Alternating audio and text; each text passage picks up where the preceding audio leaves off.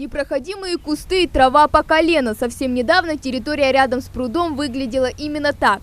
Немало сомнений вызывало и экологическое состояние водоема. Однако изменения налицо. Работы по восстановлению и экологической реабилитации пруда начались в конце мая прошлого года.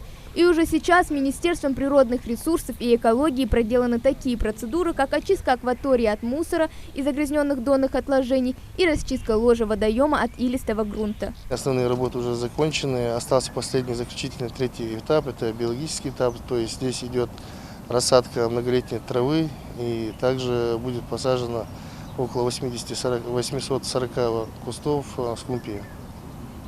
Так что это мы уже на заключительном этапе. Смотровые площадки, лодочная станция, парковая зона с лавочками озеленения. Идеальное место для отдыха и развлечений. Именно поэтому важно, чтобы тут было уютно, комфортно, а главное со вкусом.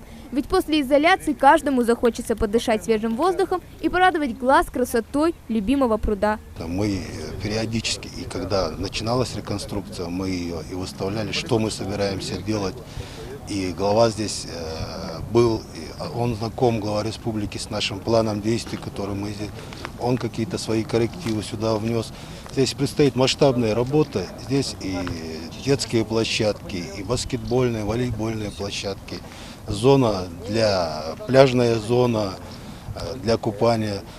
Предстоит очень много работы, которая будет видна, и она будет видна с каждым днем. Каждый день здесь в напряженном режиме трудились рабочие и техника. А благодаря слаженной и организованной работе результат виден невооруженным глазом.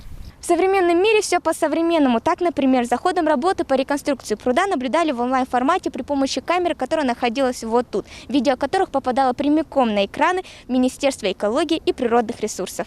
В рамках федерального проекта сохранения уникальных водных объектов и нацпроекта «Экология» в этом году реконструкция коснется и других прудов республики. По плану на очереди водоем в Малгобеке, но при этом важно понимать главную цель реабилитации. При проектировании, при проведении изысканий класс качества воды здесь был 4Б загрязненный.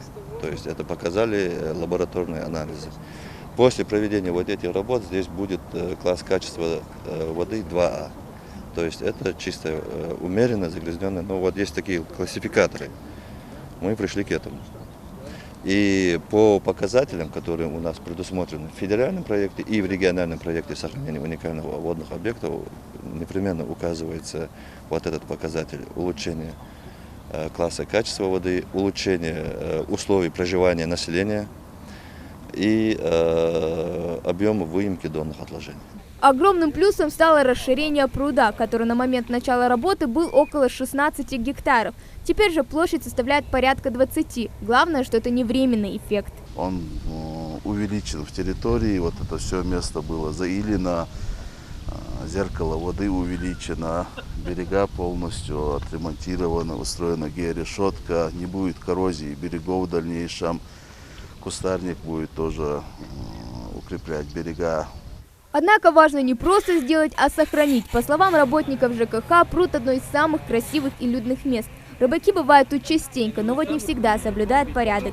Именно поэтому для коллектива субботник стал привычным делом.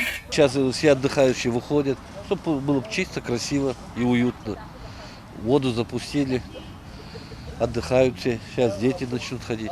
Для этого вышли, подборку делали, вот косить начали все полностью. У нас каждое лето. Данные мероприятия позволили в значительной степени восстановить экологическое состояние пруда, улучшить его качество и тем самым обеспечить благоприятные условия для редких рыб. А прекрасный вид на местную достопримечательность не оставит без внимания любителей селфи. Назрановский пруд – излюбленное место для многих жителей Ингушетии. Однако в период самоизоляции о прогулках лучше забыть на время. Но уже через 2-3 месяца этот пляж будет готов встречать своих гостей, но уже в улучшенном виде. Хава Гагиева, Магомед Белакиев, Новости 24.